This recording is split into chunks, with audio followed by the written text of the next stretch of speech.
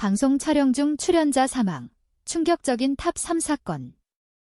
연예계는 화려한 무대와 대중의 환호 속에서 스타들이 빛나는 공간이지만 그 이면에는 예기치 못한 위험과 비극이 도사리고 있다.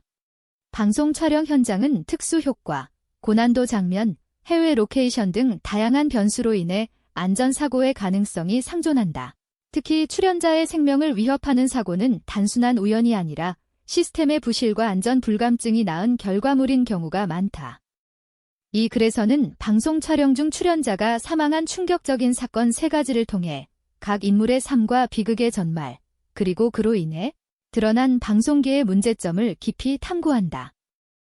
성우 장정진, 배우 김성찬, 배우 변영훈의 이야기는 단순한 사고를 넘어 방송 환경의 안전과 책임에 대한 근본적인 질문을 던진다. 이들의 비극은 연예계의 화려한 겉모습 뒤에 숨겨진 어두운 현실을 적나라하게 보여주며 안전한 방송 환경의 중요성을 다시금 생각하게 한다.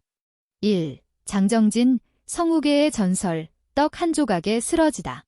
장정진은 한국 성우계의 살아있는 전설이었다. 1950년대에 태어나 1970년대부터 성우로 활동을 시작한 그는 수많은 애니메이션과 방송 프로그램을 통해 세대를 아우르는 사랑을 받았다. 그의 대표작인 달려라 하니의 홍두깨 선생님은 어린이들에게는 꿈과 웃음을, 어른들에게는 향수를 선사했다. 명탐정 코난, 드래곤볼 같은 작품에서도 그의 목소리는 캐릭터에 깊은 생명력을 불어넣었다. 장정진의 목소리는 따뜻하고 유쾌하면서도 때로는 진중한 울림을 담고 있어 듣는 이들에게 강렬한 인상을 남겼다. 그는 성우로서의 활동 외에도 예능 프로그램에 자주 출연하며 대중과의 접점을 넓혔다. 그의 유머 감각과 친근한 성격은 방송 관계자들에게 큰 호감을 얻었고 그는 예능 프로그램의 단골 게스트로 자리 잡았다. 2004년 그는 KBS ETV의 인기 예능 프로그램 별표 일요일은 101% 별표의 추석 특집 코너에 출연하며 또 한 번 대중 앞에 섰다. 그러나 이 무대는 그의 마지막이 되었다. 2004년 9월 3일 별표 일요일은 101% 별표의 추석 특집 촬영 현장은 명절의 활기찬 분위기를 살리기 위해 다양한 게임과 미션으로 꾸며졌다.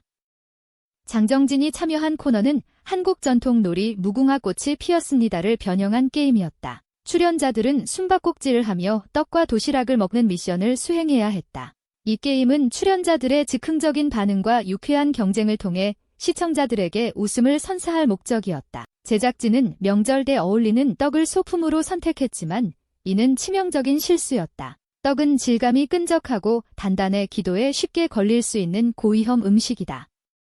당시 촬영 현장에는 수십 명의 스태프와 출연자들이 있었지만 안전에 대한 고려는 턱없이 부족했다. 물, 응급의료진 또는 즉각적인 응급처치 장비는 전혀 준비되어 있지 않았다.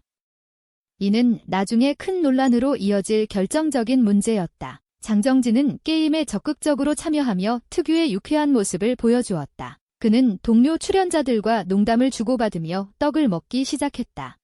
그러나 빠르게 진행되는 게 김 속에서 그는 음식을 급하게 삼켰다. 그 순간 떡 한 조각이 그의 기도에 걸리며 호흡곤란 증세가 시작되었다. 그의 얼굴은 순식간에 창백해졌고 그는 숨을 쉴 수 없다는 신호를 보냈다. 현장에 있던 출연자 신건호는 장정진의 상태를 알아채고 즉시 응급처치를 시도했다. 신건호는 장정진의 등을 두드리며 기도를 뚫으려 했지만 상황은 쉽게 나아지지 않았다. 장정진은 괜찮다며 동료들을 안심시키려 했고 혼란을 피하기 위해 화장실로 향했다. 이는 그의 마지막 선택이었다. 그는 화장실 문을 잠갔다. 동료들은 그의 상태를 걱정하며 뒤따라갔지만 잠긴 문 때문에 즉각적인 대응이 어려웠다. 결국 출연자 신건우가 문을 열고 들어갔을 때 장정진은 이미 바닥에 쓰러져 의식을 잃은 상태였다. 그의 호흡은 멈춰 있었고 맥박은 미약했다. 응급구조대가 도착해 장정진을 서울 이화여자대학교 목동병원으로 이송했지만 기도 막힘으로 인한 산소 부족은 이미 심각한 뇌 손상을 초래했다. 병원에서는 다발성 장기부전과 심정지 상태를 확인했다. 의료진은 최선을 다해 그의 생명을 붙잡으려 했지만 그는 중환자실에서 한 달간 의식 없이 사투를 벌였다. 2004년 10월 11일 그는 끝내 숨을 거두었다. 향년 51세, 한창 활발히 활동하던 시기에 맞이한 비극이었다. 그의 죽음은 방송계와 대중에게 큰 충격을 안겼다. 팬들은 그의 목소리가 더 이상 들려오지 않는다는 사실에 슬픔을 감추지 못했고, 유족은 방송사의 무책임한 태도를 강하게 비판했다. 사건 이후 별표 일요일은 101% 별표는 즉각 폐지되었다. KBS는 공식 사과문을 발표하며 잔전관리에 소홀했던 점을 깊이 반성한다고 밝혔다. 그러나 사과는 이미 떠난 생명을 되돌릴 수 없었다. 논란의 핵심은 제작진의 안전 불감증이었다. 떡과 같은 고위험 음식을 게임 소품으로 선택한 점, 응급 상황을 대비한 의료진이나 장비가 전혀 준비되지 않은 점, 그리고 연자의 상태를 즉각적으로 확인하지 못한 느슨한 현장 관리는 비판의 중심에 섰다. 일부 네티즌은 방송의 재미를 위해 출연자의 생명을 담보로 삼았다며 분노를 표출했다. 장정진의 유족은 방송사를 상대로 소송을 제기했지만 책임 공방은 쉽게 결론에 이르지 못했다. 그의 죽음은 방송계의 안전 관리의 중요성을 다시금 일깨웠지만 그 대가는 너무나 컸다. 장정진의 비극은 단순한 사고가 아니었다. 이는 방송 제작 환경의 구조적 문제를 드러냈다. 그는 성우로서의 뛰어난 재능과 유쾌한 인간미로 많은 이들에게 사랑받았지만 부실한 안전 시스템 속에서 허망하게 생을 마감했다. 그의 목소리는 여전히 애니메이션과 추억 속에 남아있지만 그의 죽음은 방송계가 안전을 최우선으로 삼아야 한다는 교훈을 남겼다. 2. 김성찬, 웃음 뒤에 숨겨진 말라리아의 비극. 김성찬은 1990년대 한국 드라마 팬들에게 친숙한 이름이다. 1960년대에 태어나 1980년대 후반부터 배우로 활동을 시작한 그는 KBS 드라마 TV 손잡을 통해 코믹하고 개성 넘치는 연기로 대중의 사랑을 받았다. 그의 연기는 과장되지 않은 자연스러움과 유쾌한 에너지로 가득했으며 드라마 사랑이 꽃피는 계절, 내 사랑 내 곁에 같은 작품에서 감초 역할을 톡톡히 해냈다. 김성찬은 중견 배우로서 안정적인 커리어를 쌓아가며 예능 프로그램에도 종종 출연했다. 그의 밝고 익살스러운 이미지는 시청자들에게 큰 호감을 주었고 방송 관계자들은 그를 어떤 역할이든 소화할 수 있는 만능 배우로 평가했다. 1999년 그는 KBS의 인기 예능 프로그램 도전 지구탐험대에 출연하며 새로운 도전을 시작했다. 그러나 이 프로그램은 그의 생명을 앗아간 비극의 무대가 되었다. 도전 지구탐험대는 이국적인 해외 로케이션을 배경으로 출연자들이 현지 문화를 체험하며 모험을 펼치는 프로그램이었다. 1999년 김성찬은 원래 예정된 출연자의 갑작스러운 하차로 급히 섭외되었다. 촬영지는 라오스의 시골 부족 마을로 제작진은 생생한 현지 체험을 강조하며 이 지역을 선택했다. 그러나 이곳은 말라리아 고위험 지역으로 분류된 곳이었다. 말라리아는 모기를 통해 전파되는 치명적인 감염병으로 예방을 위해서는 최소 일주일 전부터 항말라리아제를 복용해야 한다. 하지만 김성찬은 출국 단 3일 전에 섭외되었고 아무런 예방 조치 없이 현지로 향했다. 제작진은 촬영 일정에 쫓겨 안전점검을 소홀히 했고 이는 비극의 씨앗이 되었다. 라오스에서의 촬영은 예상치 못한 문제들로 어려움을 겪었다. 현지 부족과의 문화적 차이, 열악한 촬영 환경, 그리고 언어 소통의 장벽은 제작진을 곤혹스럽게 했다. 결국 촬영은 계획대로 진행되지 못했고 김성찬과 스태프들은 중간 기착지인 태국으로 이동해 짧은 여행을 즐긴 후 귀국했다. 귀국 후 며칠이 지나지 않아 김성찬은 라디오 생방송 도중 갑자기 쓰러졌다. 그는 갑작스러운 어지럼증과 호흡곤란을 호소하며 무대에서 쓰러졌고 즉시 병원으로 이송되었다. 그러나 초기 진단은 단순한 과로로 오진되었다. 의료진은 그의 상태를 가볍게 여겼고 그는 자택에서 휴식을 취하도록 안내받았다. 하지만 그의 증상은 급격히 악화되었다. 고열, 오한, 극도의 피로감, 그리고 전신 통증이 그를 덮쳤고 그는 다시 병원으로 옮겨졌다. 정밀 검사 결과 김성찬은 말라리아에 감염된 것으로 확인되었다. 그러나 이미 바이러스는 그의 몸 곳곳에 퍼져 있었고 신속한 치료에도 불구하고 그의 상태는 호전되지 않았다. 말라리아는 뇌와 주요 장기를 손상시키며 그의 생명을 위협했다.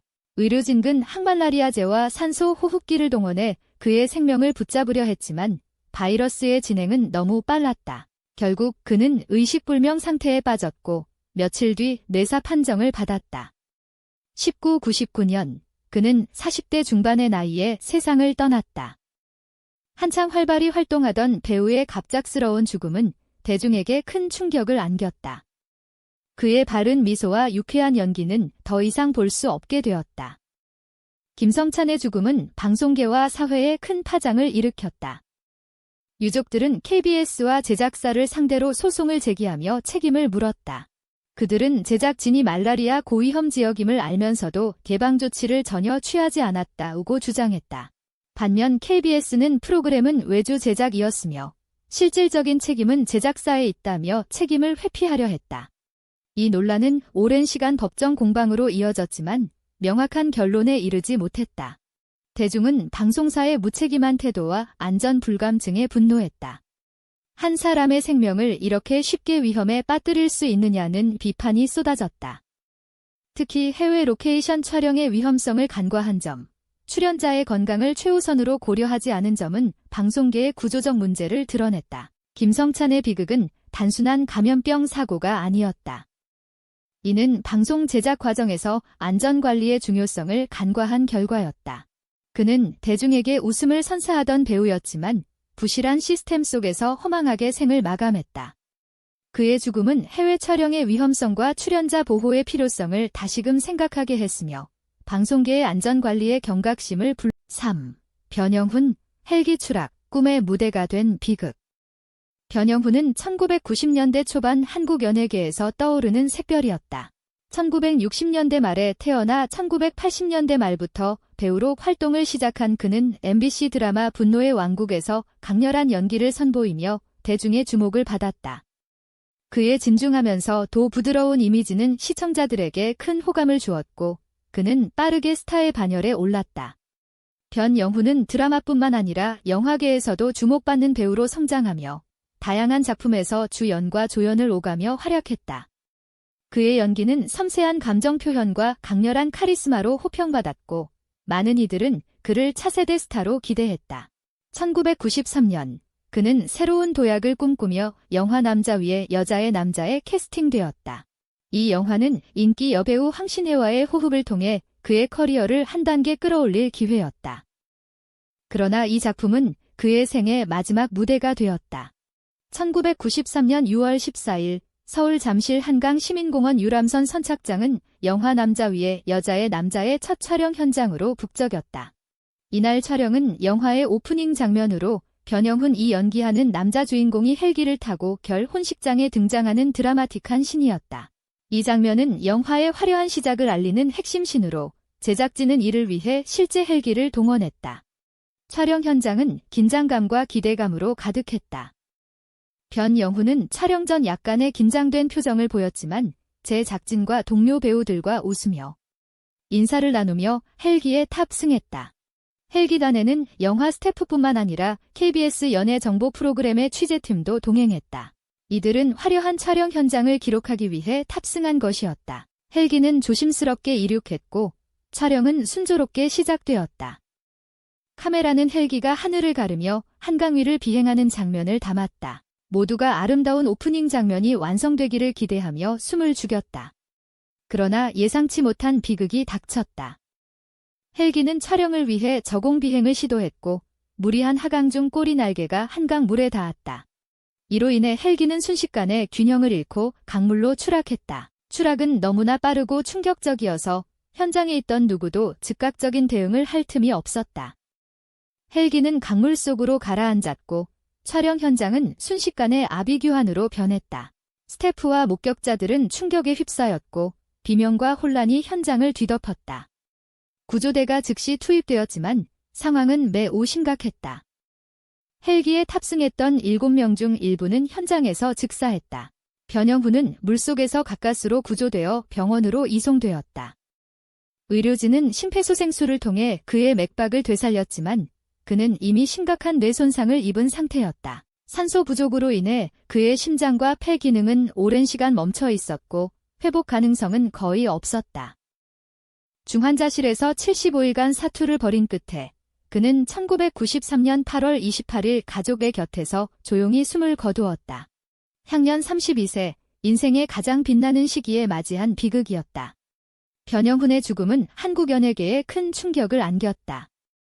그는 스타로서의 미래가 기대되던 배우였지만 한순간의 사고로 모든 것을 잃었다. 대중은 그의 죽음을 애도하며 방송사와 제작진의 책임을 강하게 비판했다. 논란의 초점은 헬기 촬영의 안전성이었다. 헬기는 고위험 장비로 저공 비행은 숙련된 조종사와 철저한 안전 점검이 필수다. 그러나 당시 촬영 현장에서는 조종사의 경험이 충분했는지, 헬기의 상태가 적절했는지에 대한 점검이 미흡했다. 또한 구조장비나 등급 의료진이 현장에 배치되지 않은 점도 비판의 대상이 되었다. 화려한 장면을 위해 출연자의 생명을 위험제에 빠뜨렸다. 외는 여론이 들끓었다. 유족들은 제작사와 방송사를 상대로 소송을 제기했지만 책임 소재를 두고 오랜 공방이 이어졌다. 방송사는 촬영은 영화 제작사의 주도하에 진행되었다며 책임을 떠넘겼고, 제작사는 헬기 운영은 전문 업체에 맡겼다며 변명했다. 이 과정에서 변영훈의 죽음은 점차 잊혀졌고 명확한 책임 규명은 이루어지지 않았다. 그의 죽음은 방송계의 고위험 촬영의 위험성과 철저한 안전관리의 필요성을 일깨웠지만 그 대가는 너무나 컸다. 장정진, 김성찬, 변영훈의 이야기는 방송 촬영 현장에서 발생한 비극의 상징이다. 이들은 각기 다른 무대에서 대중에게 웃음과 감동을 선사했지만 부실한 안전 시스템과 무책임한 제작 환경 속에서 생명을 잃었다. 장정진은 떡이라는 일상적인 음식으로 인해 질식사했고, 김성찬은 말라리아라는 예방 가능한 질병으로 목숨을 잃었다. 변영훈은 화려한 헬기 촬영의 꿈속에서 강물에 추락했다. 이들의 죽음은 단순한 사고가 아니라 방송계의 안전 불감증과 시스템 부재가 낳은 비극이다. 이 사건들은 방송 제작 환경의 구조적 문제를 드러낸다. 출연자 대 생명을 최우선으로 고려하지 않은 제작진, 충분한 안전 점검 없이 진행된 촬영, 그리고 사고 발생 후 책임을 회피하려는 태도는 여전히 해결되지 않은 문제다. 대중은 이들의 죽음을 애도하며 방송계의 변화를 촉구했지만 유사한 사고는 반복되고 있다. 이들의 비극은 방송계가 안전을 최우선으로 삼아야 한다는 교훈을 남겼다. 더 이상 화려한 무대 뒤에서 생명이 희생되지 않도록 철저한 안전관리와 책임 있는 제작 환경이 구축되어야 한다. 장정진, 김성찬, 변영훈의 이름은 잊혀지지 않으며 그들의 이야기는 안전한 방송 환경을 위한 경종으로 영원히 남을 것이다.